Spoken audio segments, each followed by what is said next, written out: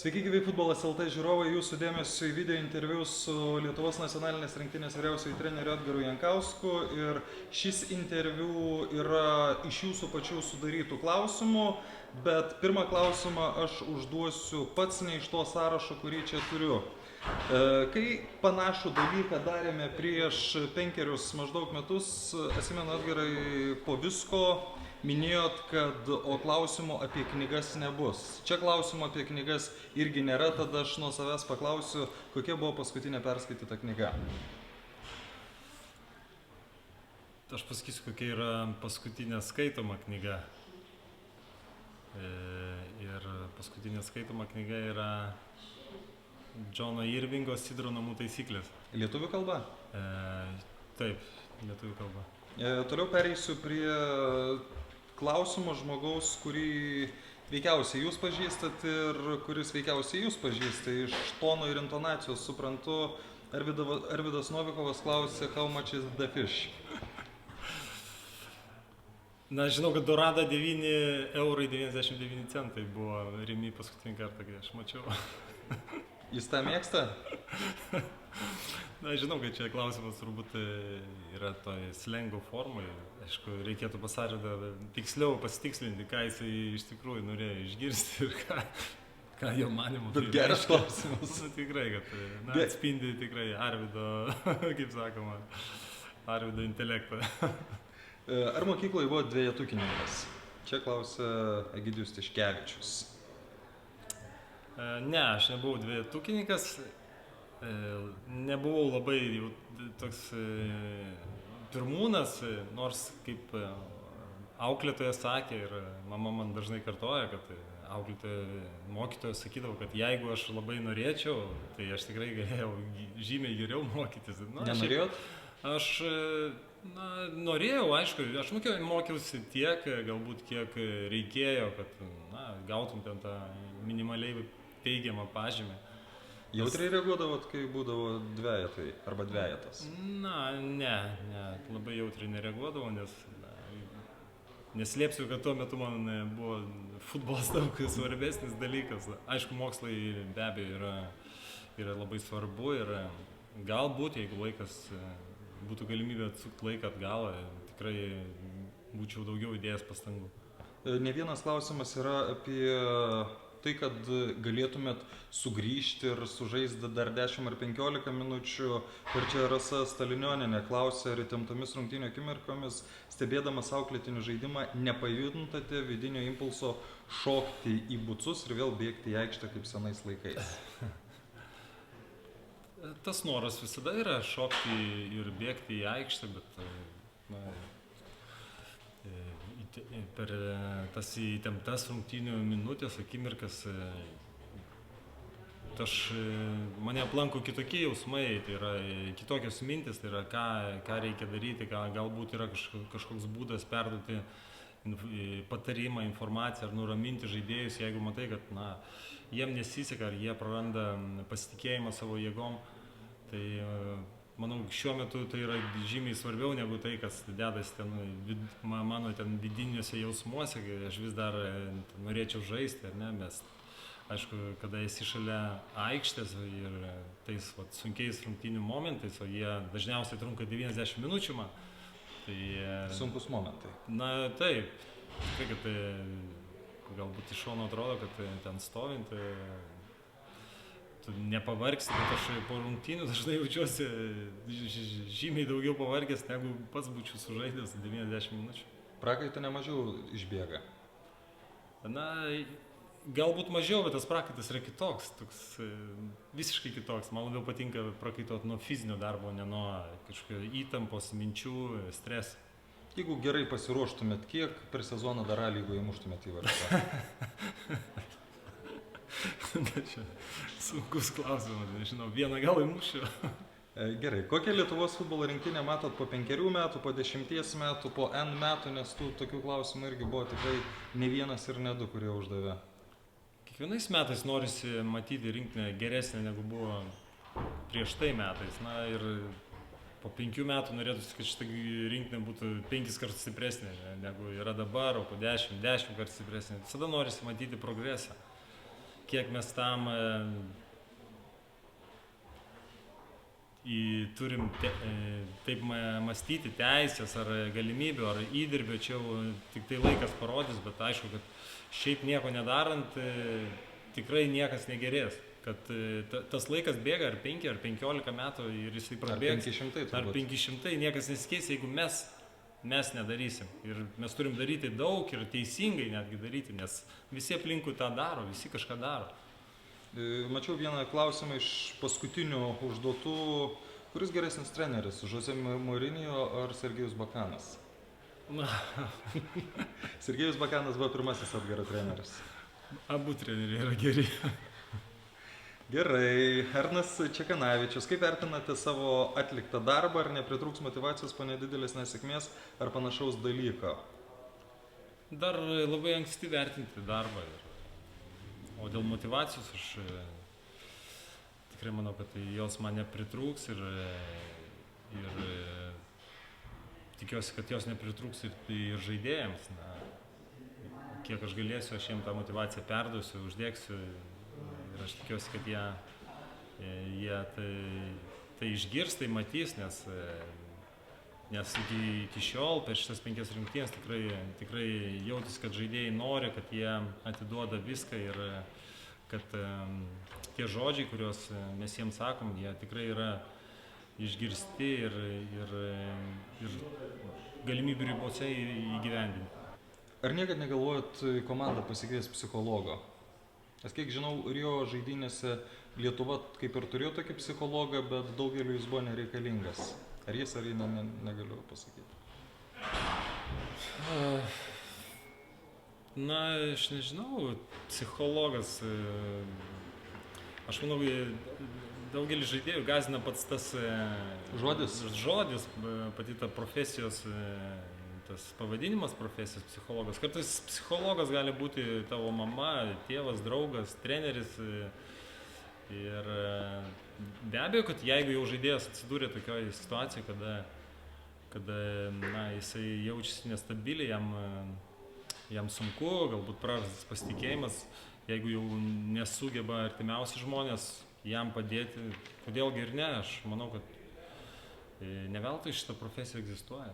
Aš vartau lapus ieškodamas vieną klausimą vėl apie tą motyvaciją ir čia Šarūnas Švėgžda buvo paklausęs labai gerą klausimą. Ar negalvojat motyvaciniai kalbai pasikviesti Lietuvos kariuomenės generolų, kaip tai yra padaręs Jungtinių valstijų krepšinio treneris? Kokia nuomonė apie tai? Jiem padėjo ta kalba. Aš manau, jie būtų laimėję. Klausimas, ar čia jie padėjo? Tos kalbos. Na, aš manau, kad komandai treneris turi būti tas motivatorius ir jo kalbos turi pasiekti žaidėjų ausis, o dabar nelabai įsivaizduoju aš net tokios situacijos, kada ateina kažkas, sakykime, Lietuvos Respublikos prezidentė. Kažkokia tai teta ar dėdė prieš rungtynes ir sako tą motyvacinę kalbą. Arvydai, how much is the fish? Na, nebent taip. Gerai, Domantas Bukauskas, kurioje valstybėje, kurioje teko rungtyniauti, alus ir merginos buvo pačios gražiausios? Merginos pačios gražiausios, gero, yra Lietuvoje ir... Edgarui ir čia teko žaisti. Lietuvoje ir gero... Nežinau, Rusijoje, nors visose šalyse yra ir gražių, ir mažiau gražių merginų, o alus dabar visose šalyse yra skanus. Svarbu per daug jo negerti, atsigerti šiek tiek jo, saikingai atsigerti. Šiaip gerti alų aš nemėgstu, aš mėgstu atsigerti vieną taurę. Ok, Vilmantas Rastenis, kada mažiau pykstat ant žaidėjų, kai spiria nesąmoningą smūgį vartų link ir netyčia gaunas pavojinga situacija, ar kai sužaidžia logiškai, kaip iš natų, bet nesugeba realizuoti lengvos progos?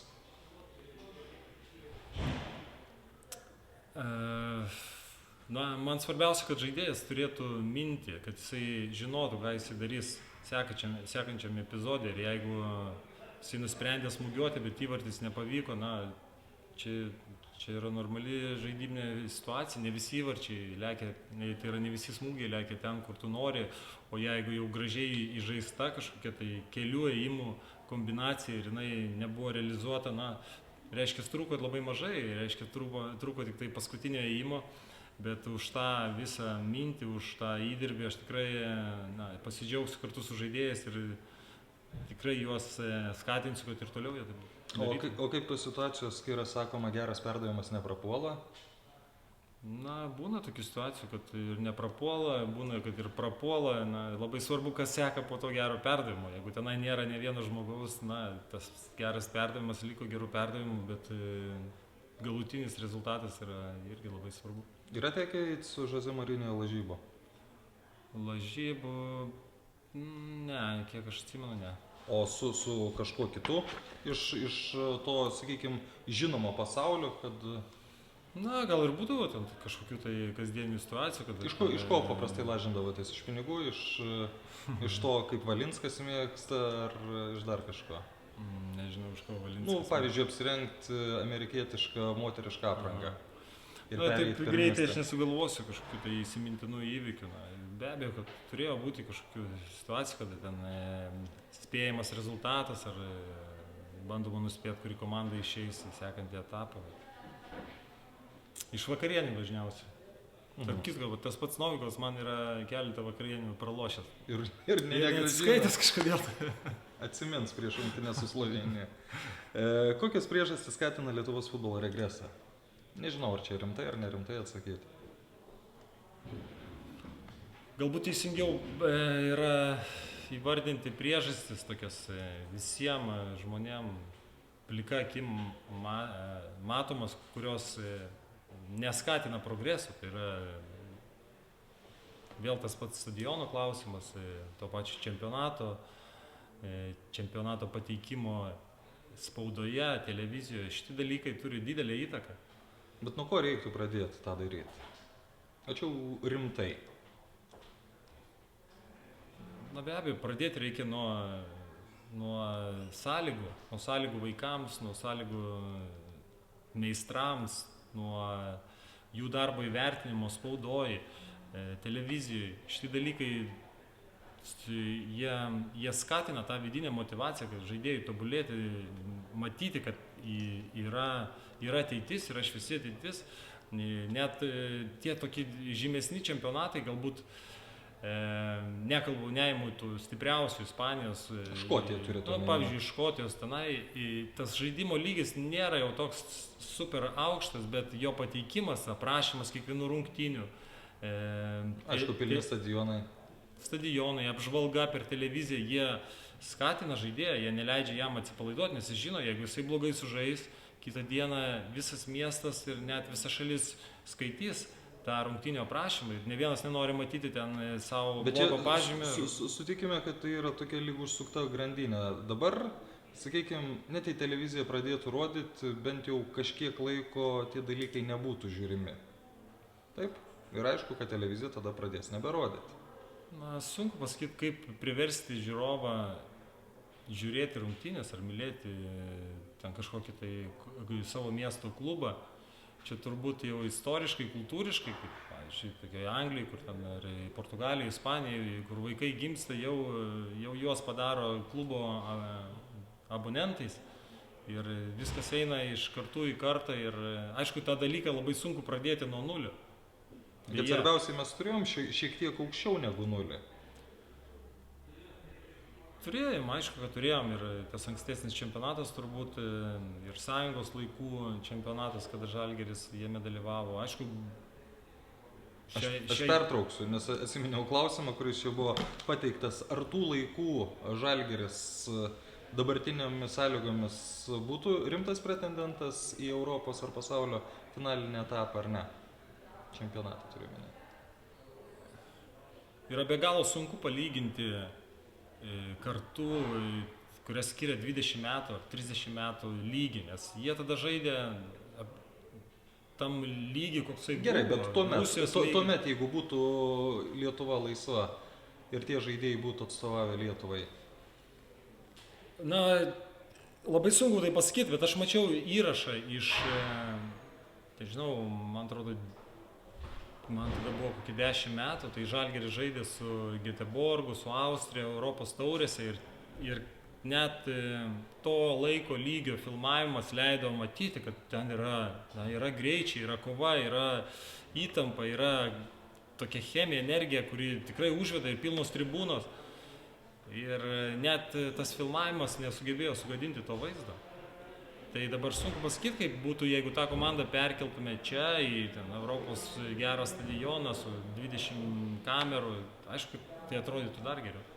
Gediminas Reklaitis, žinot tokį? Ne. Komentatorius. Edgarai, ar kai vijotės vagį per Lukiškių aikštę, galvojate apie Lietuvą? Žinot, iš kur tas pasakymas? Kuris? Ar galvojau apie Lietuvą, ar kada vijausi vagį? Iš kur Gediminas žino, kad aš nežinau. Aš tada galvojau, kaip tą vagį pagauti, nes buvo labai slidu ir mano batai buvo tokie pusiau vasarinė, aš atsimenu ir aš slydau, žodžiu, ten buvo tikrai nelengvas iššūkis pagauti tą žmogų. Bet tuo metu apie Lietuvą jokių minčių? Ne, tuo metu apie Lietuvą galvojau, kaip padaryti, kad vienu vagim būtų mažiau. O kokia ta situacija buvo? Ta situacija buvo, kad moteris gatvėje pradėjo šaukti, kad šios pavogė rankinuką. Čia Vilniuje? Ja, čia Vilniuje, Gedimino prospekte. Ir aš pamačiau tą vaikiną, vagį, bėgantį su rankinuku. O jūs gerai fiziškai pasiruošęs? Tuo metu aš buvau dar geriau fiziškai pasiruošęs. Na, šiaip paprastom sąlygom būtų viskas galbūt lengviau, bet kadangi davėt kažkiek jam forų? Jo, jis turėjo forų nemažai. Dėl to man reikėjo, atlikti gerą tą užbėgimą, nežinau, ir aš jį pavėjau tik tai jau ten, kur anksčiau Leninas stovėjo. Aš dabar atsiminiau, kad visai neseniai, kai buvot Prancūzijoje, Europos čempionate, irgi teko susidurti su vagimu. Čia tokie tik du išskirtiniai įvykiai ir jums taip sekas? Daug teko susitikti su vagim, netiesiogiai galbūt, dėl to man labai nepatinka vagis. Patinka, nes žinau, kokias emocijas turi žmogus patirti, kai yra apvogtas jo butas, jo automobilis. Yra tekę, ar ne? Taip, tekę. Tekę yra patirti visko ir dėl to, jeigu aš matau, kad vyksta ta kriminalinė veika, kai matau, kaip Prancūzija ištraukė senyvo amžiaus anglų sirgalių iš kišenės telefoną, kuris buvo tik su šortais ir su tuo treningu, tai kaip aš supratau, tam telefone, aš mačiau, ten buvo ir jo kortelė, ir jo ta ID kortelė. Tai reiškia, žmogus būtų likęs svetimoje šalyje, kalbos nežinodamas, be nieko. Na, tai įsivaizduokit, kokia situacija atsidūrė. Kuo baigės tokios situacijos?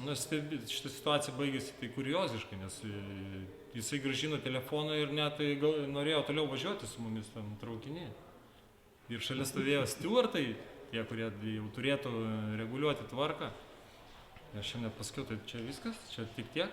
Jisai ištraukė telefoną, dabar mes jį paprašėm gražiai, ten nieks nieko, kaip sakant, nemušė. Jis grąžino tą telefoną ir viskas toliau važiuoja. Bet jau čia buvo aišku, kad jie dirba tam tokiuose traukiniuose, kur važiuoja iš stadiono į traukinių stotį, nes ten buvo tas jungiamasis traukinys.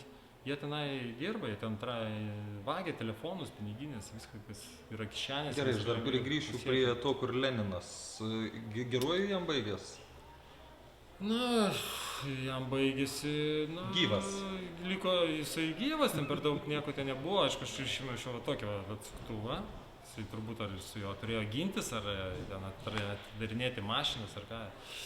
Ir paskui aš jį parvedžiau atgal į tą būstinę, ten buvo darbo partijos būstinė, tarp kitko, aš dabar prisiminiau. Na ir moteriškės labai dėkojo, iškvietė policiją, atvažiavo policininkas ir pasakė, kad jis jau 7 ar 8 kartus teistas, kažkoks tai pilietis. Tai nepakaltinamas. Ne, sakė, mes rytoj jį turėsim paleisti. Gerai, kita tema. Kokia pirma mintis buvo laimėjus Čempionų lygos finalą?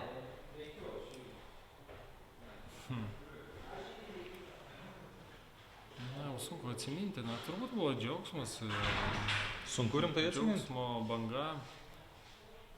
Aš atsimenu, kad tuo momentu kažkaip visi kai važiavom namo, visi labai norėjo grįžti, ten Alenčevas norėjo į Maskvą grįžti kuo greičiau, ten per didelio šventimo kaip ir nebuvo, visi gal ir ta minė žmonių, kurie pasitiko mūsų oro uoste. Mes tik, aš tikiu, kad jam buvo nusiskundimai, dabar jie vėl, kiek mes čia važiuosime iki namų, nes ten visas kelias, vien žmonės, tas autobusas atidarytas, reikia su visais tenai mojuoti, jiems šipsotis, bet nuovargis. O tai nevadinama žvaigždžių liga? Ne, tikrai ne. Aš manau, kad ten buvo daugiau nuovargio ir kai tu nemiegojas, aišku, tas džiaugsmas galbūt ateina šiek tiek vėliau, kai tu jau įvertini, kad va, kaip sunku tai buvo pasiekti. O tuo momentu tai buvo didelis nuovargis ir tas sutikimas, na, jeigu būtų įmanoma jo išvengti, aš manau, kad dauguma žaidėjų tikrai taip tą būtų pasirinkę. Kiek taškų realiai galim surinkti atrankoje į pasaulio čempionatą? Aš sakiau, kad taip sausai skaičiuoti taškus, nu realiai, o kaip skaičiuojasi realiai? Realiai skaičiuojasi tada, kada Baigės rungtynės. Taškus pagal, kaip čia daug žmonių mėgsta, pagal reitingą, kur komanda yra, reiškia, jeigu komanda yra aukščiau tavęs reitingė, reiškia 0 taškų. Reiškia 0. Nu tai realiai, kiek? 6, 7? Žemiau mūsų, kas yra ten, tik tai Malta. Ne, aš manau, realiai galima ir reikia kovoti, ir mes kovosim su visom komandom.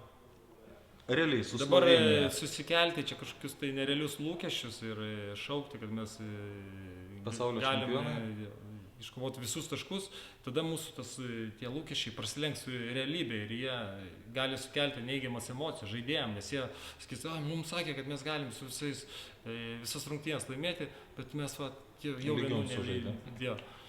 Aš manau, kad mūsų tikslas yra kovoti kiekvienose rungtynėse ir žinoti, kad yra įmanoma. Kiekvienose rungtynėse būna visokių aplinkybių ir tikrai ne visada favoritai laimi rungtynės. Dėl to mes turime kiekvienas rungtynės žiūrėti kaip į finalą, jom ruoštis atsakingai, motyvuotai, ne išvengti per daug streso, kad nesugraužtų mūsų pačių energijos dar rungtynėm neprasidėjus. Nu, čia jau yra mūsų užduotis kažkaip tai surasti būdų tai padaryti.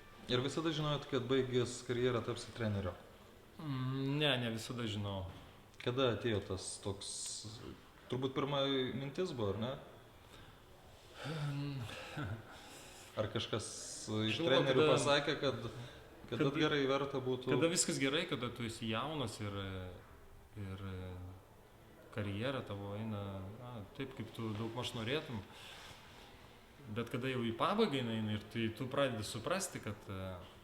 O ką reiks veikti? Ką reiks veikti ir tu supranti, kad futbolas yra tai, kas tave džiugina, bet ateina diena, kada tu jo neteksi. Dažniausiai šitos mintis ateina, kada jau žaidėjas, ko gero, į pabaigą savo karjeros ir tada tu supranti, kad tai, kas tau davė didžiausią džiaugsmą gyvenime, tu to neteksi.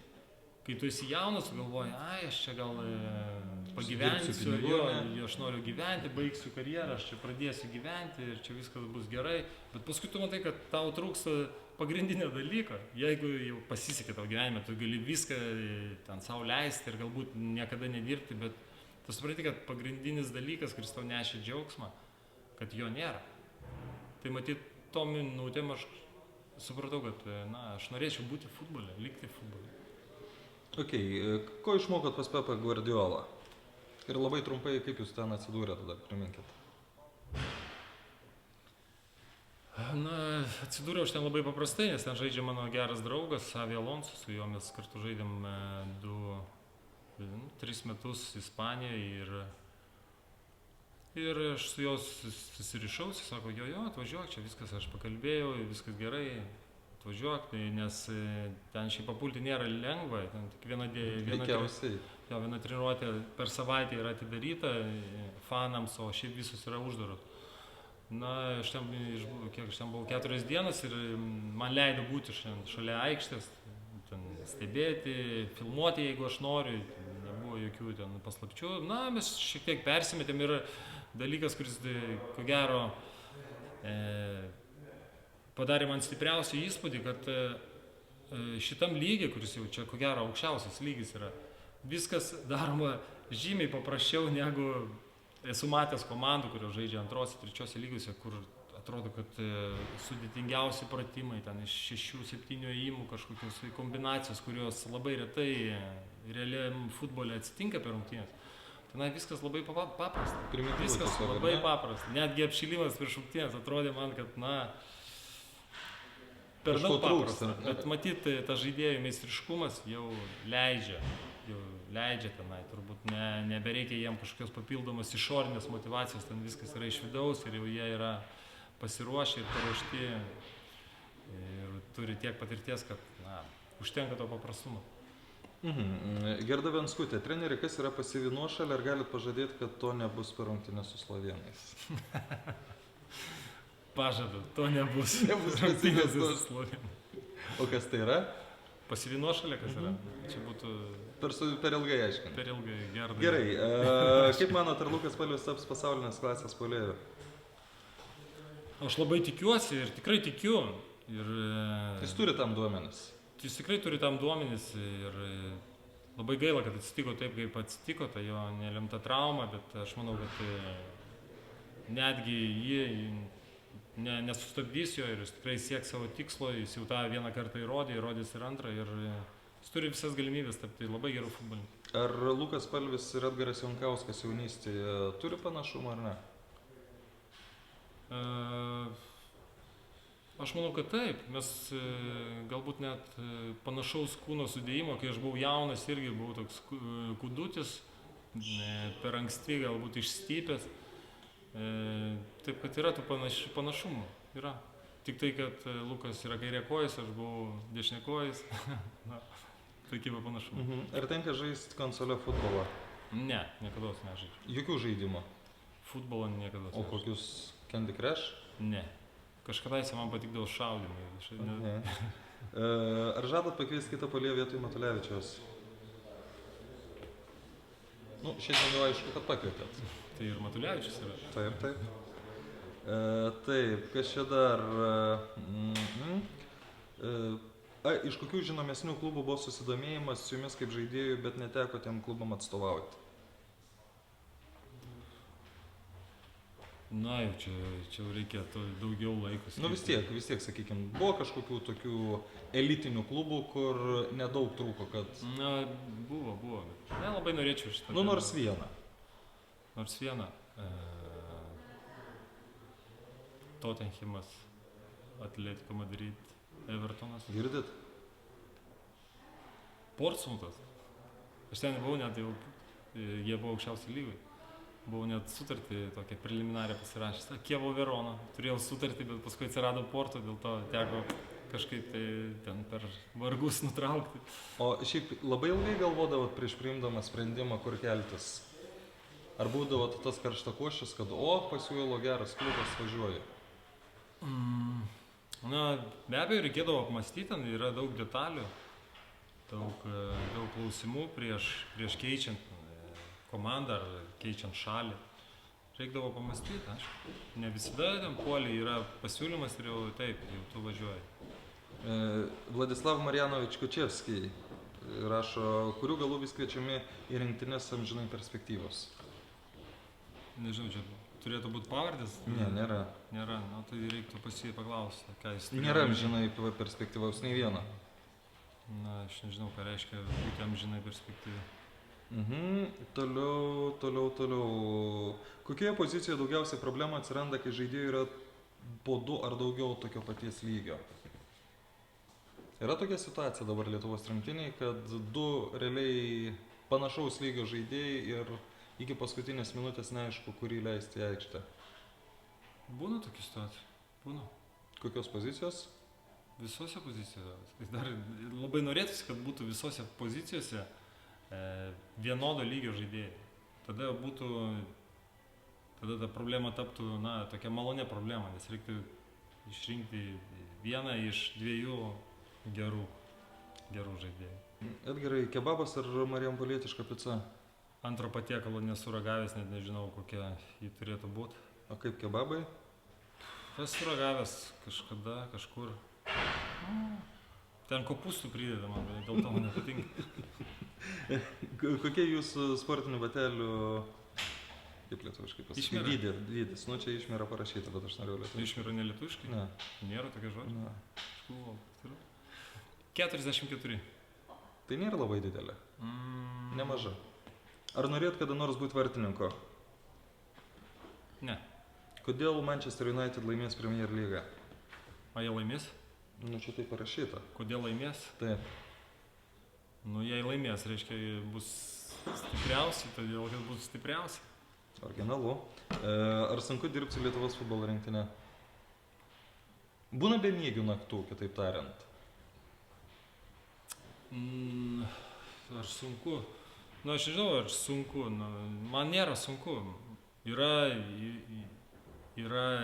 kliučių, yra problemų, bet toks yra šitas darbas, tokia šito darbo specifika. Yra tikrai naktų, kada miegas galėtų būti geresnis, nes daug minčių galvoje, kartais prieš naktį jos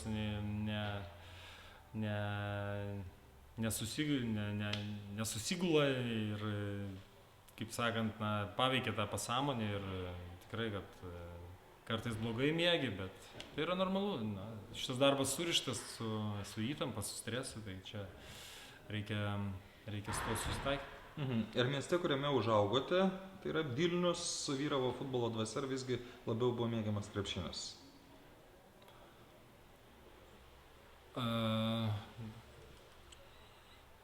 Šiaip aš buvau didelis Vilniaus statybos fanas. Aš vaikštau rungtynės. A čia bandėt pažiūrėti, kas toks parašė? Ne, aš nelabai gerai išgirdau klausimą. Supratau. Tai be abejo, kad futbolas man buvo visada pirmoje vietoje. Aš atsimenu, kada vykdavo Žalgirio rungtynės, aš namie per tokį mažiuką nespalvotą šilelį, nes jisai labai blogai rodė, ten su šakutėm kažką bandydavau daryti, bet aš žiauriai sirgdavau. Po rungtynio eidavau prie stadiono rinkti parašų žaidėjų. Taip pat eidavau į statybos rungtynės sporto rūmuose. Taip kad man futbolas buvo visada pirmoje vietoje, bet krepšinis irgi nebuvo svetimas, ypatingai kada buvo statyba. O dabar? Dabar liko futbolas. Ir, aišku, kad Lietuvos rinktinė krepšinis aš stebiu, žiūriu, kada jie žaidžia. Čia turbūt nepriklauso nuo sporto šakos, svarbu trispalvė. Matyt, taip. Ok, ar gaunat nuolaidų Palangoje Luizoje? Audrius Paulauskas, pažįsta tokį? Ne. Kas yra Luiza, kodėl jis tokia garsi? Luiza tai yra kavinė, kurioje patys skaniausi cepelinai Palangoje. Tai su nuolaidom perkat ar ne? Kartais net nemokamai, bendrai visada nemokamai. Fantastika. Kas būtų tinkamiausias kandidatas į Lietuvos krepšinio rinktinės ir trenerio postą? Sudėtinga, neturiu supratimo. Ok, ar kviesit Kaloną į rinktinę? Jau ne dabar, aišku, ateityje. Visi žaidėjai, kurie žinom šitą atsakymą, kurie yra pasirengę atstovauti rinktinį ir tikrai galėtų jai padėti, visada jie yra matomi ir labai norėtųsi, kad jų būtų kuo daugiau. Taip, čia jau mes apie tai kalbėjom. Kokie perspektyvų žaidėjai jūsų manimo artimiausiu metu gali ateiti nacionalinę komandą? Iš jaunimo. Į ką krenta akis? Vis tiek turiu tokį sąrašiuką. Yra sąrašiukas be abejo ir tie žaidėjai yra pakviesti į U21 rinktinę. O dar iš jaunesnių? Yra ir dar jaunesnių ir yra toks Lygis Jankauskas, kuriam dabar 17 ar 18 metų, aš manau, kad iš jo tikrai gali užaugti geras futbolininkas. Kažkada kalbėjom su Edgaru, kad jeigu gerai sužais, tai reikia sakyti, kad giminė. Jo, jei gerai sužais, tai galiu pasakyti, kad jisai mano brolis. Vaikas. Ok. Jeigu blogai sužais, tai irgi. Jis toli nuo rinktinės vyrų? Ne per toliausiai, aš pasakyčiau. Ne per toliausiai, nes tas greitis ir mąstymas ir noras, jisai panaikina tos metus, tą nuotolį. Aišku, perėjimas į vyrų futbolą dažnai būna skausmingas ir atrodo, daug yra pavyzdžių, kada labai talentingi jaunuoliai nepereina į tą vyrų lygį, nes ten yra daug kovos, daug dalykų, kurių nėra jaunimo futbole. Ir čia jau įsijungia kitos savybės, kurios atsiranda tik tada, kai yra tam reikalaujančios aplinkybės, kada jau tu matai, kad yra šalia tavęs vyras ir jam nesvarbu, kad tau yra 18 ar 19 metų. Ir stums tave. Jo, ir jis tave žiūri taip, lyg tai tu iš jo norėtum atimti duoną. Dėl to čia jau šitam lygiai pamatysim jau, kada jau vyrų futbole atsiranda žaidėjas jaunas ir tada pažiūrėsim, kokios yra charakteris ir kiek jis yra pasiruošęs iškentėti ir tada bus viskas aišku. Bet čia ne tik jam turbūt. Čia visiems. Kur Lietuvos rinktinė geriau žaisti, ant žolės ar ant dirbtinės dangos? Na, aš manau, kad visiems futbolininkams norėtųsi žaisti ant žolės. Jeigu yra gera žolė, gera aikštė, stadionas. Kuris stadionas Lietuvoje patinka labiausiai? Vienas. Su žolė? Nesvarbu, su žolė, sakykime. Iš tų, kurie pas mus yra, kuris čia patinka, visi daugmaž. Kas, Marijampolė, Alytus, Telšiai dabar? Alytus, geras stadionas Alytui, taip. Okay. Toliau, kada sostinėje pagaliau bus stadionas? Šitas klausimas, aš irgi norėčiau šitą klausimą užduoti ir jis buvo užduodamas jau nežinau kiek metų ir net nežinau, kam jį reiktų uždavinėti. Geriausias futbolininkas ir futbolininkė? Geriausias futbolininkas? Iš kokių laikų, kokių metų? Neparašyta. Bergkampas, Denis. Denisas Bergkampas, o futbolininkė? Marta, nes daugiau nežinau. Nežinau. Yra Veličkaitė tokia dar. Ar leistumėt Ronaldo į starto sudėtį, jis turėtų tik abu kairius batelius?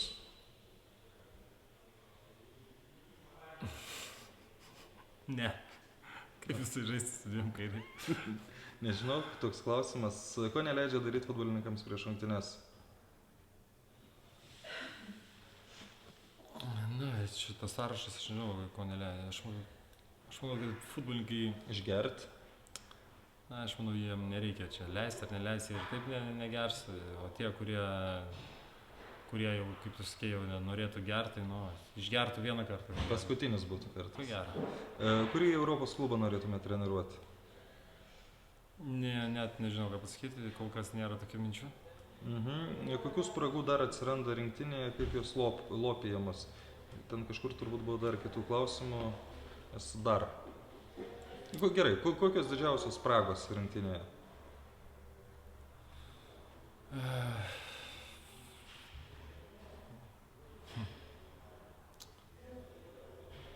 Na, net nežinau, ką tu pasakyti, spragas. Visada yra dalykų, kurie galėtų būti geresni, kur visada atsiranda kažkokių problemų, bet, kaip sakiau, čia darbas su rinktinė yra tokia, šiek tiek kitokia specifika ir jau čia reikia priimti tas aplinkybės, kokios jos yra ir čia visada atsiranda kažkokių klausimų ir su kalendorium ir žaidėjai vieni atvyksta anksčiau, kiti vėliau, vieni būna vienoj formai, kiti ten geresniai, prastesniai, būna traumos, po traumų, kartais iškvieti žaidėją, mes turim jos iškviesti žymiai anksčiau ir per tą laiką jisai, pavyzdžiui, nebežaidžia klube arba gauna traumą, dėl to, kaip sakome, mes čia dažnai būnam aplinkybių įkaitai, bet mes tai žinom ir su tuo mokomės gyventi. Ką veiksit rugsėjo 4 vėlai vakare? Po rungtynių. Namo eisi. Namo. Gerai, liko dar vienas klausimas. Aš nežinau, ar čia reiks žiūrėti, ar nereiks iš tos gausybės atrinkti patį įdomiausią, kuriam atiteks 2 bilietai į rungtynes su Slovėnija ir su Malta.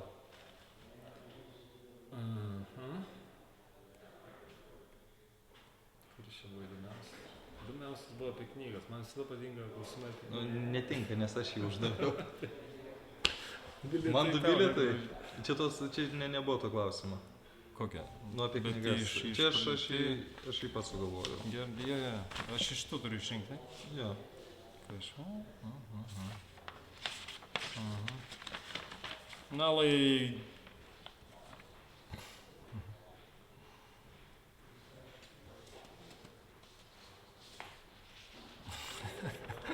Tas tie. Gerai, čia dar užduoti jį? Čia ne visi klausimai buvo užduoti, nes jų yra tiesiog labai daug, o mes ir taip jau užtrukom labai ilgą laiką.